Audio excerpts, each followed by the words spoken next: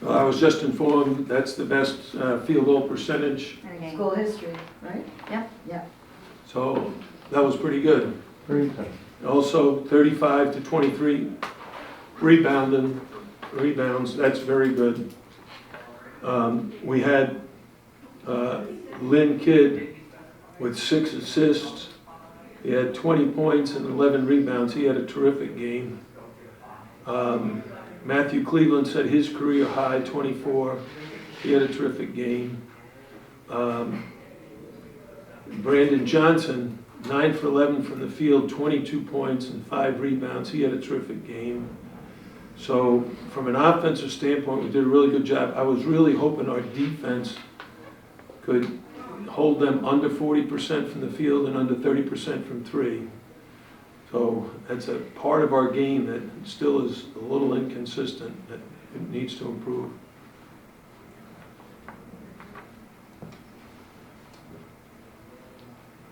Questions? Yeah, Divine played nearly 25 minutes, only took 1 shot, but he played a great game, +8. Yeah, he's 1 for 1 from the field, but he had 6 rebounds and 3 assists. So those are probably career highs. Have you had a quicker player than Divine? I'm thinking Larkin, maybe, Shane? Oh yeah, Divine's quick, but Shane Larkin and Angel Rodriguez, those guys were jets.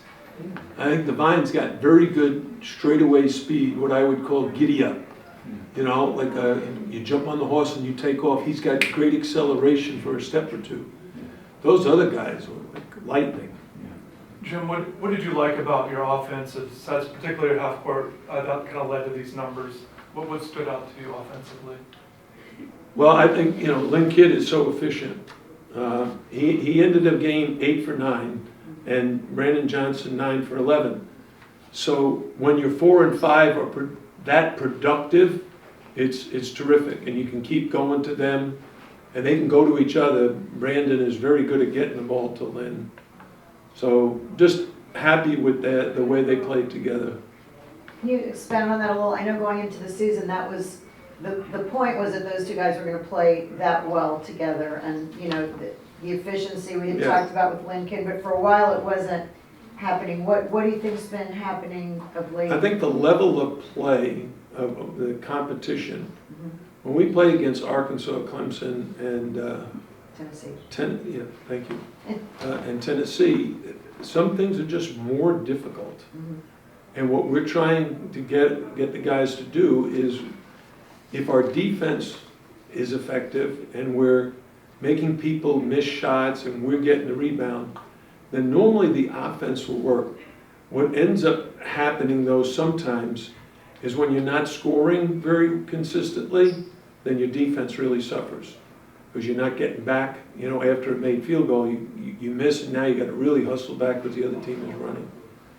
So we were fortunate we made a lot of shots, which reduced their fast break opportunities. They got 9 points in fast breaks. We only had 5 according to this stat sheet. But our stats would probably show differently. I want to ask also, how did you've always been a good motivator over your career. How did you keep this team? Thanks. You're welcome. How did you keep this team from sinking when, through a 7-game losing slump? How did you get them to keep optimistic or to, not to turn on each other and stuff like that? Well, it's a long season, and you don't know what's going to happen tomorrow. And the thing I kept emphasizing to them at our meetings is yesterday is history. There's nothing we can do about yesterday. Tomorrow, a mystery. We have no idea what's going to happen. And today is a gift. And that's why we call it the present. And we need to stay in the present and just try to keep working at getting better. And when I tell them, even after a loss, look, we really did some really good things. We can still get better. But there are some things we didn't do so well that we got to correct. And I'm not one to scream and yell and curse at them. I yell and scream at them in practice for effort.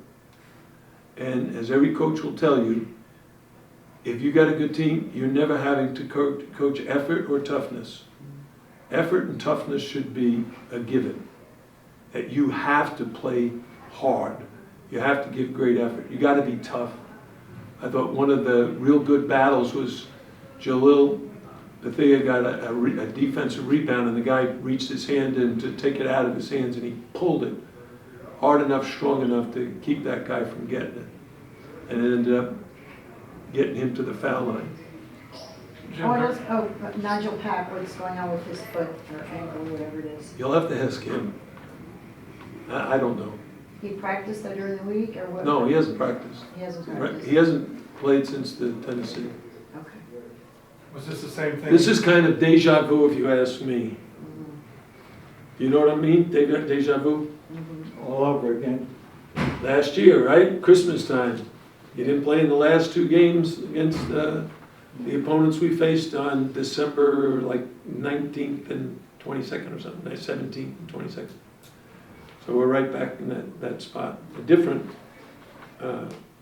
set of circumstances. It's not the knee that bothered him last year. Is this the same thing that bothered him the last time you missed a game?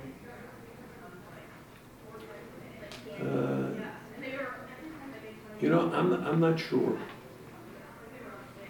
He's had a couple of like different things that bother him.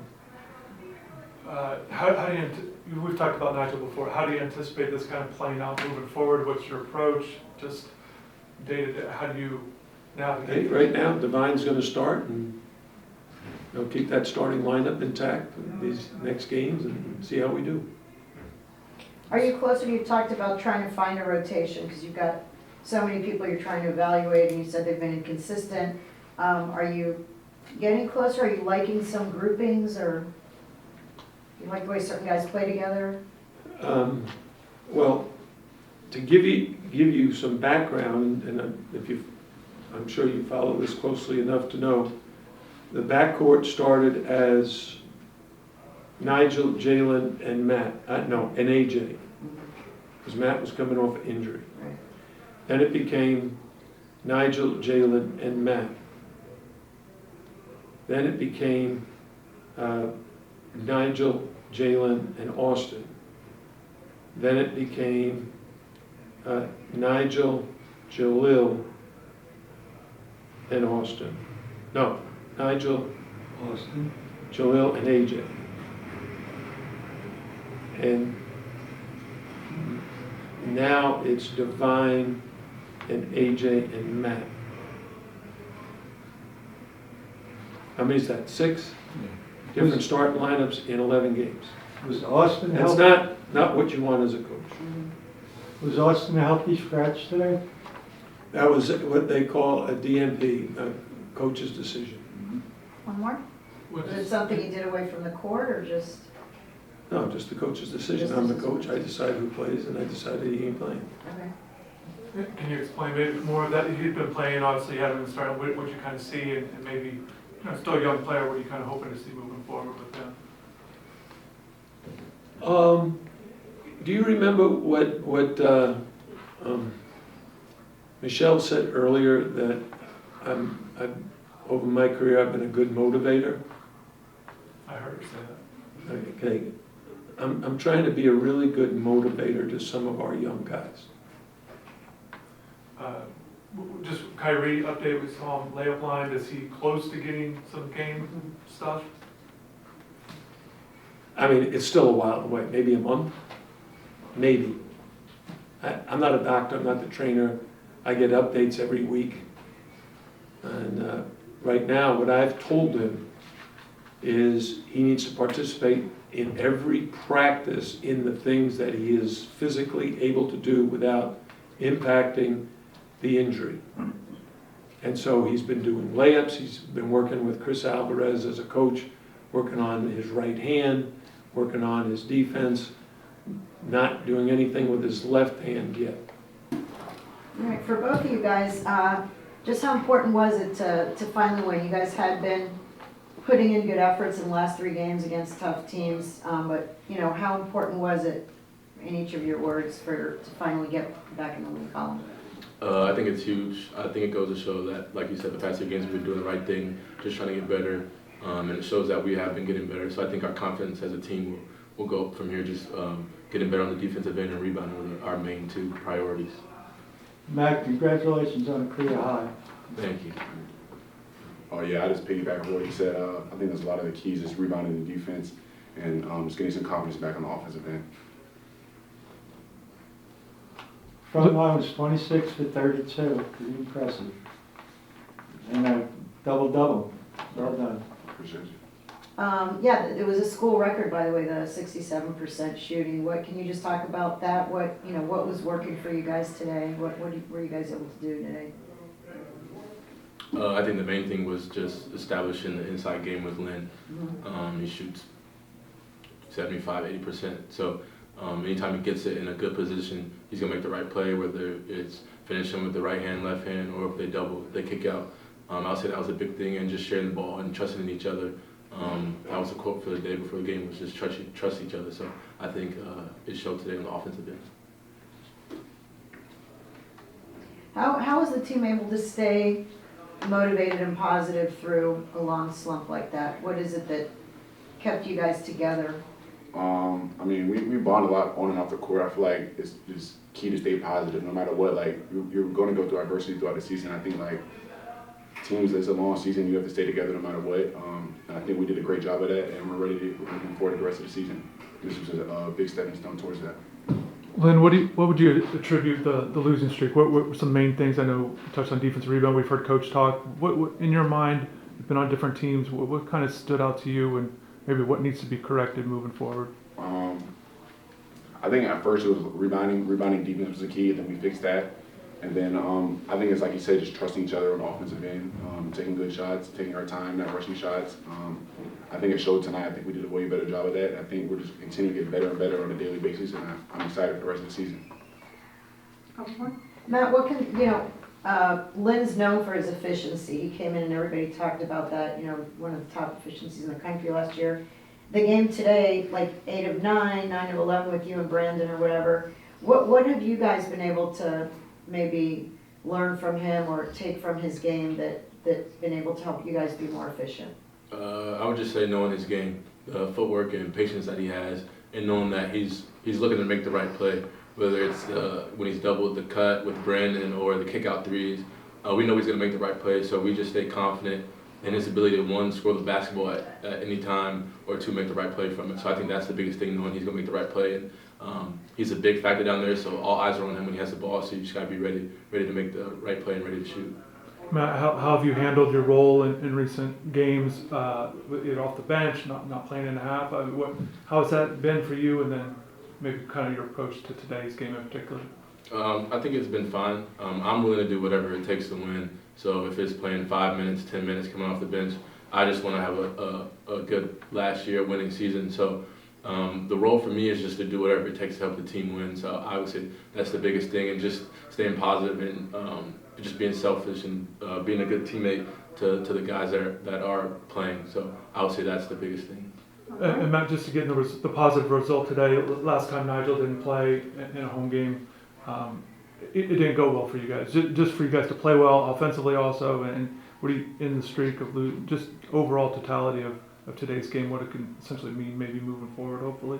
I think it'll give us a lot of confidence, knowing that like the last 3 games we played, we just haven't been able to finish. We've been right there at the end. I think we've wanted it like so bad that we just tense up and weren't able to finish. And so I think today, like seeing all the things that the coaches have set for us to be keys and us executing them and leading to a win, I think that's huge for us that we can continue to do that, so it can lead to more wins.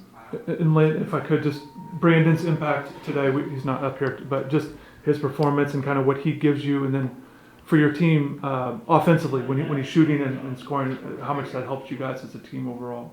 He's great, man. He can stretch the floor. Like Matt said, when I catch the ball, sometimes he cuts. Like, it helps me. Like, it's a quick outlet for me to give it to him.